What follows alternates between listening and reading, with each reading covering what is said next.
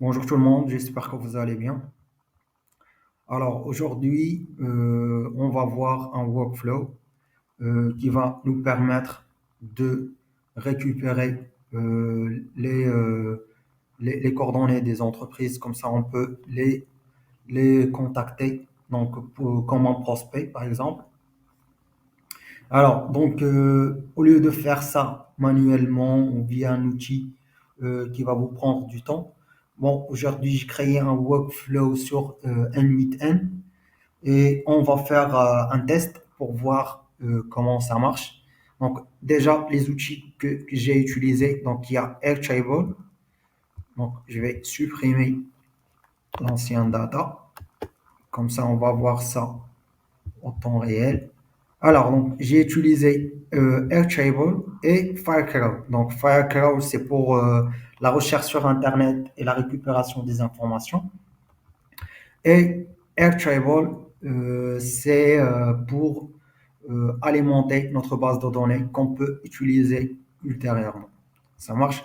Donc déjà, par exemple, mon prospect aujourd'hui, c'est les sociétés de nettoyage à Casablanca.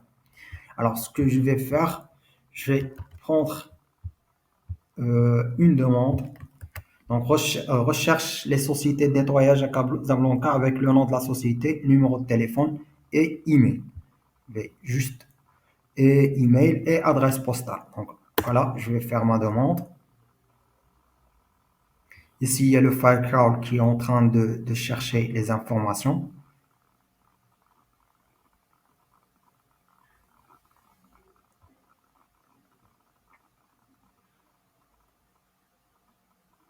Voilà, voilà, voilà. Donc, entre-temps, donc voilà, comme j'ai dit, et Firecrawl il est en train de chercher des informations. Et c'est ici, vous voyez, et c'est un agent et il y a un sous-agent. Le sous-agent, il est là. Donc, il est déjà activé par cette nous-là, qui est, voilà, donc il est déjà exécuté par défaut. Donc, une fois on a la demande de cet agent-là, il vient faire des recherches ici. Et cet agent-là, il est connecté à Firecrawl Search directement. Donc, juste pour ne pas trop mélanger les choses, c'est pour ça que j'ai créé deux agents. Le premier agent, il fait la recherche sur Internet. Le deuxième, il récupère les informations et fait l'enregistrement sur Airtable. Donc là, on a les informations, nickel. Donc, je vais demander à mon agent IA de les enregistrer sur Airtable. Enregistre les informations sur Airtable. Donc là, il est en train de faire l'enregistrement. Donc, une fois que c'est fait, je vais vous expliquer comment rattacher Firecrawl à notre agent IA et comment configurer Airtable. Donc là, je crois qu'on est bon. Voilà, donc les informations sont installées ici. Oui, on est bon. On peut après supprimer les informations qui ne sont pas vraiment claires ou il y a un manque d'informations et ne garder que ce qui est intéressant. Comme ça, on peut l'utiliser ultérieurement dans une autre automatisation, par exemple, qui va prendre ces informations-là et nous envoyer des emails d'une façon automatique. Alors, donc, là, comme je viens de vous expliquer, j'ai utilisé le Firecrawl. Le Firecrawl, comme je viens de vous expliquer, c'est un outil qui permet de faire la recherche sur Internet et récupérer les informations. Donc, la configuration, elle est simple. Il suffit juste de venir à la documentation Firecrawl que je vais vous laisser sur la description, cliquer sur Recherche et venir ici sur Basic Usage. Sur Basic Usage, donc vous allez copier ça et vous allez venir sur. Vous pouvez mettre un seul agent. Donc, par exemple, ici, donc, pour la partie recherche, on va chercher le HTTP request et on aura exactement la même nous. On va venir directement sur import CURL et le coller. Donc, une fois collé, pour faire simple, on va prendre l'API key d'ici et on va le coller sur cette partie-là qui est FC. Donc, vous le collez ici. Exact. Une fois que vous mettez un poche, toutes les informations que vous voyez ici, ils seront remplis d'une façon automatique. À part ce qui est en bas du query, vous allez mettre ce code-là. Bah, je vais attendre un peu, vous pouvez le capturer. Après, le donner à ChatGPT pour qu'il vous donne le code exactement comme il est écrit. Aussi, pour le nombre de recherches sur Internet, ici j'ai mis 5. Il faut absolument l'écrire de cette façon-là.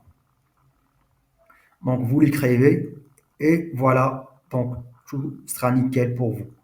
Alors, pour ce qui est prompt et le reste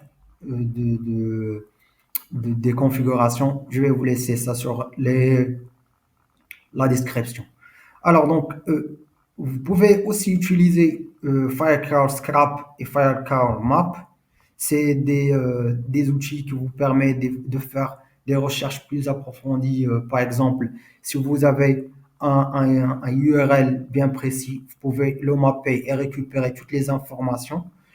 Et pour le scrap, c'est également presque la même chose. Alors, donc, si on voit ici pour le scrap, pour ne pas dire des bêtises, alors scrap, c'est quoi?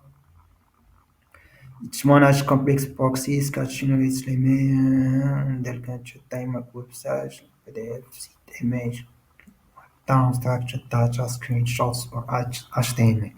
Donc, c'est scrap, le mot scraper, c'est récupération de data en général. Voilà. Quoi encore? Je crois qu'on est bon. Donc là, on est sur la configuration de Airtable. Alors, donc pour la configuration de Airtable, c'est simple. Donc, après la création de votre compte Airtable, il suffit juste de créer le compte. Donc, une fois il est créé, vous aurez cette interface comme ça. Et vous pouvez commencer par démarrer de zéro, créer un tableau. Donc, une fois le tableau il est créé, vous venez sur compte. Après, vous cliquez sur compte. Ça, c'est pour la récupération du token de l'API de Airtable pour qu'il soit connecté à NVT. Alors, vous venez ici, après, vous accédez à l'espace développeur. Donc, accédez à l'espace développeur.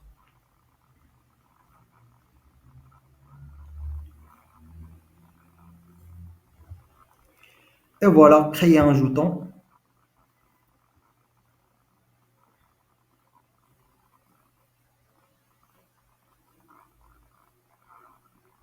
Donc là, je vais créer mon jeton. Donc, NTN, je fais test 2.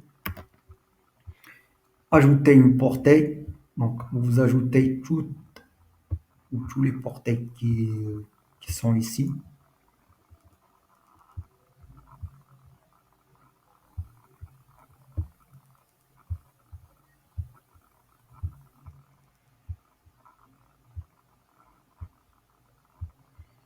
Voilà. Et surtout, n'oubliez pas d'ajouter les ressources. Parce que tout à l'heure, je n'ai pas cliqué sur ça et j'étais un peu perdu. Donc voilà, une fois vous cliquez, vous créez le jeton.